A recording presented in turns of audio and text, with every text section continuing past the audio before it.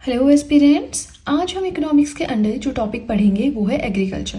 देखिए, ऑलरेडी मैंने आपको बताया था कि इसके अंदर कौन कौन से सब टॉपिक्स हमें पढ़ने हैं, तो लिस्ट आपके सामने है। अब देखिए, मैक्सिमम पार्ट हम इसमें कवर कर चुके हैं, लास्ट में थोड़ा ही बचता है।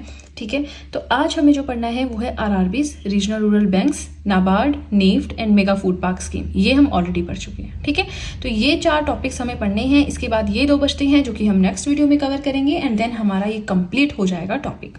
राइट, बस आपसे इतने से रिक्वेस्ट है कि वीडियो के साथ में नोट्स बनाते रहें। वीडियो काफी ज्यादा शॉर्ट होगा, तो ऐसे आपको ज्यादा टेंशन लेने की जरूरत नहीं है, ज्यादा टाइम आपका नहीं जाएगा। तो चलिए, ज्यादा बातें ना करते हुए सीधे चलते हैं अपने मेन कंटेंट की ओर। RRB stand for regional rural banks. Regional level पे, ग्रामीण लेवल पे जो बैंक्स खोले गए हैं उन्हें आरआरबीज कहते हैं। अब इनमें ना मेंबरशिप टाइप होती है, ये प्रॉपर सरकार के अंडर नहीं होते हैं, बट जो गवर्नमेंट ओन बैंक्स होते हैं, स्टेट बैंक्स होते हैं, स्पॉन्सर बैंक्स होते हैं, उन सबकी मेंबरशिप होती है आरआरबीज के अंडर। ठीक है, तो प्योरली गवर्नमेंट नहीं होते हैं, बट हाँ मैक्सिमम जो इनकी कवरेज आती है, मैक्सिमम ये गवर्नमेंट बैंक्स के अंडर आते हैं। ठीक है, अब आरआरबीज क्या है, क्या इनका ऑब्जेक्टिव है, कौन सी मिनिस्ट्री के अंडर आता है, फॉर्मेशन, सब कुछ हम पढ़ेंगे। Right, so these banks operate at regional level in different states of India. Bharat में हर एक राज्य में रीजनल लेवल पे ये बैंक्स वर्क करते हैं। ये आते हैं अंडर मिनिस्ट्री ऑफ फाइनेंस, तो ये आपको पता होना चाहिए कौन सी मिनिस्ट्री के अंडर इनकी वर्किंग है। फाइनेंस मिनिस्ट्री के अंडर आते हैं। फॉर्मेशन हुई थी 2 अक्टूबर 1975 को। मेन ऑब्जेक्टिव की बात करें तो वो है to provide credit and other banking facilities to small and marginal farmers, agriculture labourers etcetera in the rural areas to boost the rural economy. In short हम बात करें, इसकी फुल फॉर्म क्या है? रीजनल रूरल बैंक्स, यानी कि ग्रामीण क्षेत्रों का विकास करना ही इन बैंकों का मेन उद्देश्य है। अब ग्रामीण क्षेत्रों का विकास कैसे होगा? तो ऐसा नहीं सड़कें बनानी है, ऐसा कुछ बनाना है, लेकिन वहाँ पे जो फार्मर्स होते हैं, गांव में जो किसान होते हैं, चाहे स्मॉल लेवल के हैं चाहे मार्जिनल लेवल के हैं, तो उन्हें लोन प्रोवाइड करवाना। ठीक है, लोन कैसे देंगे कि हाँ इतना अमाउंट दिया, इंटरेस्ट रेट काफी ज्यादा कम होता है ना, तो उनको लोन प्रोवाइड करवाना, जिससे कि क्या है, अब फार्मर्स के पास पैसा है तो वो अच्छी टेक्नोलॉजी का यूज कर सकते हैं, अच्छे फर्टिलाइजर्स, अच्छे पेस्टिसाइड, अच्छी चीजें वो यूज कर सकते हैं। ठीक है, और एग्रीकल्चर लेबर्स, तो यही है कि अब ग्रामीण इकोनॉमी, जो रूरल इकोनॉमी है, उसको डेवलप करना कैसे?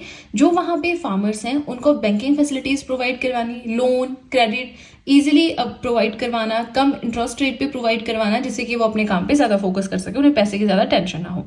अब देखिए, आरआरबीज के बारे में इतना ही है। ठीक है, अब ज्यादा हम जब बैंकिंग इन इंडिया पढ़ेंगे वहां पे पढ़ेंगे। फिलहाल हम आज जो टॉपिक पढ़ रहे हैं ना, हम एग्रीकल्चरल पर्सपेक्टिव से पढ़ रहे हैं। ठीक है, तो समझने की कोशिश करनी है कि हमें सिर्फ एग्रीकल्चर, फार्मर्स, इनसे रिलेटेड स्टडी करनी। राइट, अब देखिए, हमारे आरआरबीज तो हो गए, अब आता है NABARD. So let me adjust the page first. अब हम पढ़ेंगे NABARD, NEFT and mega food park scheme के बारे में। राइट, तो देखिए, नाबार्ड की फुल फॉर्म क्या है? National bank for agriculture and rural development. Agriculture के लिए और रूरल एरियाज में विकास के लिए नेशनल लेवल का बैंक है। ठीक है, सेटअप इन जुलाई 1982, जुलाई 1982 में सेटअप हुआ था। It is apex regulatory body for overall regulation of RRBs and other cooperative banks.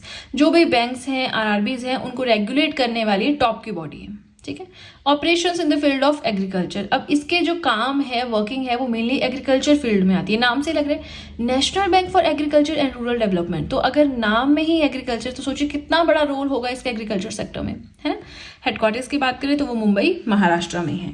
Next आता है नेफ्ट। अब नेफ्ट क्या है? National agricultural cooperative marketing federation of India. एक तरह से एक ऑर्गेनाइजेशन है, एक फेडरेशन है, नेशनल फेडरेशन ऑफ इंडिया, ये इसकी फुल फॉर्म बनती है, मतलब नेशनल फेडरेशन ऑफ इंडिया। बीच वाला आपको याद करना पड़ेगा, एग्रीकल्चरल कोऑपरेटिव मार्केटिंग।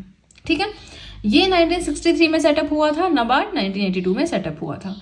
ये क्या करता है? It deals in procurement. Procurement क्या होता है? किसानों से सरकार जब अनाज खरीदती है, कब? जब किसानों के पास सरप्लस प्रोडक्शन होती है तो वहां से अनाज खरीदती है एट एमएसपीज, मिनिमम सपोर्ट प्राइस, जो कि पहले ही सोइंग सीजन से पहले ही अनाउंस कर दिया जाता है उस पर। वो काम, मतलब उसमें भी इनका कुछ कंट्रीब्यूशन रहता है। So it deals in procurement, distribution, export and import of selected agricultural commodities. जो भी खेतों से रिलेटेड, जैसे अनाज है, अनाज से संबंधित, फसलों से संबंधित जो भी इंपोर्ट एक्सपोर्ट है, उसमें भी नेफ्ट का रोल है। अब यहाँ पे याद रखना है, प्रोक्यूरमेंट में ऐसा नहीं कि नेफ्ट करता है, main FCI, food corporation of India के थ्रू करते हैं हम क्या? प्रोक्यूरमेंट फार्मर्स से स्टोरेज हाउसेस के लिए। ठीक है जी, वो हमने ऑलरेडी पढ़ा है। एमएसपी क्या है, इशू प्राइस क्या है, वो सब हमने बहुत अच्छे से पढ़ा है ना। चलिए नेक्स्ट हमें पढ़ना है मेगा फूड पार्क स्कीम के बारे में। तो इसमें ऐसा ज्यादा नहीं है बट पढ़ना है, इंपॉर्टेंट है एग्जामिनेशन पॉइंट ऑफ व्यू से। ठीक है, अब जो मेगा फूड पार्क स्कीम है ये लॉन्च की गई थी 2008 में by government of India, right. It provides financial assistance up to 50 crore to set up modern infrastructure facilities for food processing. Food processing के लिए मॉडर्न फैसिलिटीज प्रोवाइड करवाना ये उनका काम है। अब इसीलिए इस स्कीम के अंडर फाइनेंशियल असिस्टेंस का मतलब है 50 करोड़ का अमाउंट मिला था कि आप मॉडर्न इंफ्रास्ट्रक्चर फैसिलिटीज बनाइए फूड प्रोसेसिंग के लिए। ठीक है, it establishes a mechanism to link together farmers, processors and retailers and link agricultural production to market. Farmers जो है, प्रोसेसर जो है, रिटेलर्स है, उन सबको कनेक्ट करना ताकि किसानों को कोई बिचौला जो है ठग ना ले। होता है ना सर कि बीच में कोई आता है कि अरे मार्केट प्राइस तो इतना ज्यादा है, तुम्हें कम प्राइस मिलेगा, और बहुत कम प्राइस देकर किसानों को वहां से उनका प्रोडक्शन ले लेते हैं, क्रॉप्स फसलें ले लेते हैं। तो ऐसा नहीं हो, फार्मर्स अब वैसे तो काफी हद तक जागरूक हो गए हैं, तो वो डायरेक्टली कनेक्ट कर सके रिटेलर्स के साथ, और जो एग्रीकल्चर प्रोडक्शन है डायरेक्टली मार्केट में पहुंचे। ठीक है, चलिए आगे आता है for minimization of wastage, improving farmers income etcetera. बहुत सारे काम है, वेस्ट मिनिमाइज किया जा सके, फार्मर्स की जो इनकम है वो इंप्रूव की जा सके, ये सब इसका काम है। अब देखिए बहुत कुछ हमने पढ़ा, तो अब थोड़ा सा सोचिए कि मेगा फूड पार्क है क्या। तो मतलब फूड प्रोसेसिंग के लिए बड़ी बड़ी फैसिलिटीज बनानी, बड़ी बड़ी बिल्डिंग्स बनानी जहां पे फूड प्रोसेसिंग हो सके। ठीक है, अब 2023 में बात करें तो 24 मेगा फूड पार्क्स जो है वो ऑपरेशनल है।